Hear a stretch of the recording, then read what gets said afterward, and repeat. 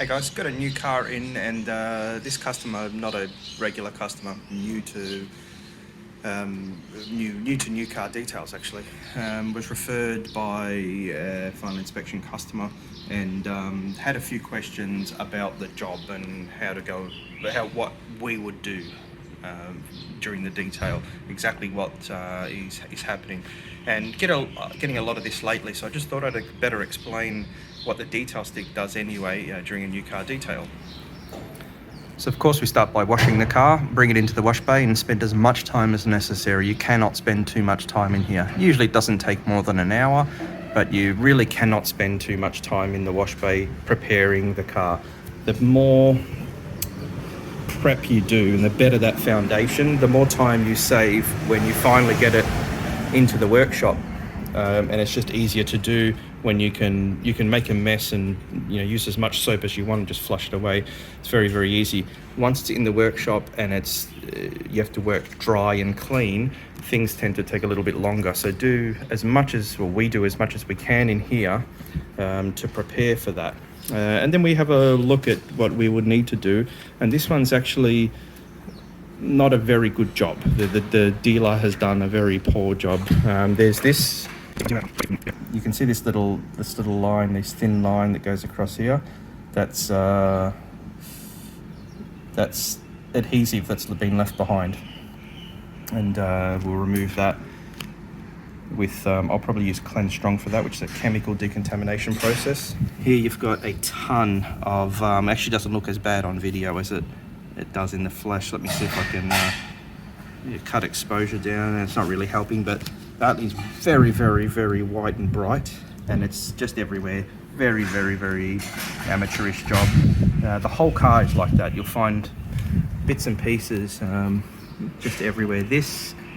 That's polish. There we go, some more polish in here on the edge of that black trim. Push the polish into this porous plastic. It separates this acrylic black plastic from the painted plastic, what would you call a little diffuser thing on the hatch. And in there you've got the polish that's stained that black trim there. It looks pretty horrible. More polish here on the black plastic trim. More polish here on the rubbers above the door trim. Inside here. So yeah, we're going to have to tend to all that.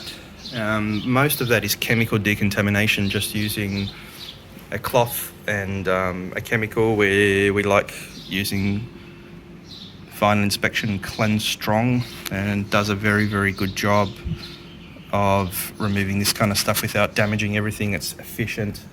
You can't tell, but the surfaces are rough, so there was no or very little, not ample decontamination done here, which is weird. They waxed the car, but they didn't do decontamination. Probably would have been best off not waxing the car, not doing any of that damage, getting white polish and things on trim, and better off making the surfaces smooth. Also, we did some cleaning and I haven't done it properly, but I'm going to pick it up with the decontamination steps. You can see some dirt. This doesn't look that bad. It looks like it would wash out, but it certainly hasn't, and it certainly won't. That's got to be done with decontamination. That's dirt that's built up in that edge there and hasn't been cleaned out properly. Obviously that has to be done to make the car look clean, make it look sharp and present as new. Glass, little bit of lube on the glass. Lube, of course, really important so your eraser doesn't stick.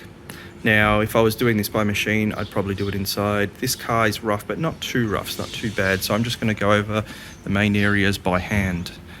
You can also use a Velcro assist here, which is a tool that allows you to hold on to the pad a little bit better. So nice mechanical, this is mechanical decontamination. And I do this first before the chemical decontamination.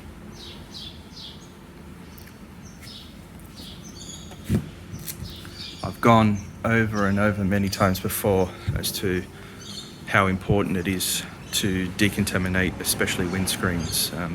It makes seeing out of them so much better. You get more clarity. More clarity equals safety. And it's just more comfortable when a customer gets in a car that's been prepared by us and it's decontaminated properly and it's got a coating on it. They can see through that screen much more easy. It's much more comfortable and it's a nicer experience to drive the car. Therefore, they really appreciate the work that the detailer did, and they're more likely to come back. So for so many reasons, you should, if you're a detailer, you should make sure you do a very, very good job of the windscreen. Yes, I should be using gloves, just as a quick demonstration. Now that we've done the mechanical decontamination and paintwork is actually really nice and smooth, we do have a few things left behind, tar spots and things that the eraser didn't repair. It's not the best at removing tar, the eraser. It's better at industrial fallout, things that are fused to the paint, not oil-based residue like tar. Fortunately, Glenn Strong is very good at that. It's kind of cheap and efficient. Spray it on, give it just a little bit of time to dwell, not too long because it does flash off very quickly. Grab your cloth, rub your cloth along, and you'll feel that the paint's slicker because this chemical decontamination process has furthered the preparation of the surface. So you've got a much, much, much cleaner, much slicker surface now. It's almost ready to go. Almost ready for paint protection. Very, very slick now. It's also, I'm not sure if you can hear that, but it's also very squeaky clean, which squeaky clean is not a good thing. You don't want to pick up your car from a detail and have squeaky clean panels. You want them to be silky and that they'll have a coating on them. Squeaky clean is good though because it's a sign, it's one sign that it's very, very well prepped, and your coating, whatever that may be, will adhere, will hold on to the paintwork really, really well. So it's more likely to last longer and provide you give you the benefit, all those characteristics. So there's no point applying the best coating if you're not doing the prep correctly. To coat this car will only take about 45 minutes. It's only 45 minutes or so for me to put full metal jacket paint protection. I'm going to put the AVG version on this. It's only taking 45 minutes to apply that to all the external materials. I'm really just wiping it on, wiping it off. It's all the prep that comes before that. It's been about 2 hours to wash the car. Mechanical decontamination, chemical decontamination, about 2 hours, and we're not even close to finished yet. So it's hours and hours and hours for the prep, and it's only about 45 minutes to actually put the coating on. The prep is everything though. If you don't do the prep right, you may as well not apply the coating at all. You can choose the best paint protection in the world, but if you haven't prepared the surfaces properly, why bother? Why bother spending the money? So we'll finish up this chemical decontamination purpose and also use the Glenn Strong to repair all the polish that was in the rubbers and things. And once the car's looking as good as we can get it and the surfaces are as slick as possible, then we'll head on to applying the paint protection.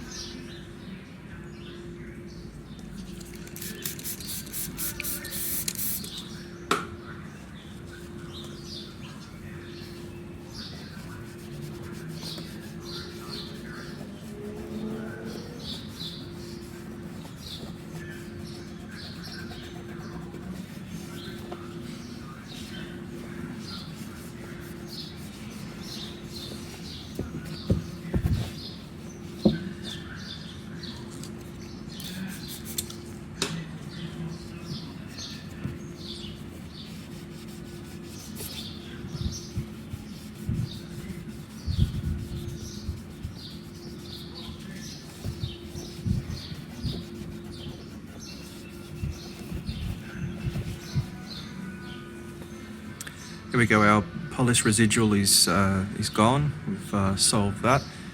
The only other thing I'd like to do is, if you can see that there, I'm not sure what that is. It could be some etching. Let me focus. That looks like some etching. I'm going to try and get rid of that with chemical decontamination, and if not, might have to use some abrasive polish. Some more polish in the window rubber from where the glass roof meets the windscreen. Got rubber that's in that crevice there. A few pumps of Cleanse Strong, probably 5 milliliters. About 10 seconds dwelling time. We'll get the cloth fibres in there to agitate the Cleanse Strong, try and remove the polish from that rubber. Now, Cleanse Strong evaporates quite quickly, so you see your result very quickly. There you go. Makes a big difference. 10 seconds work.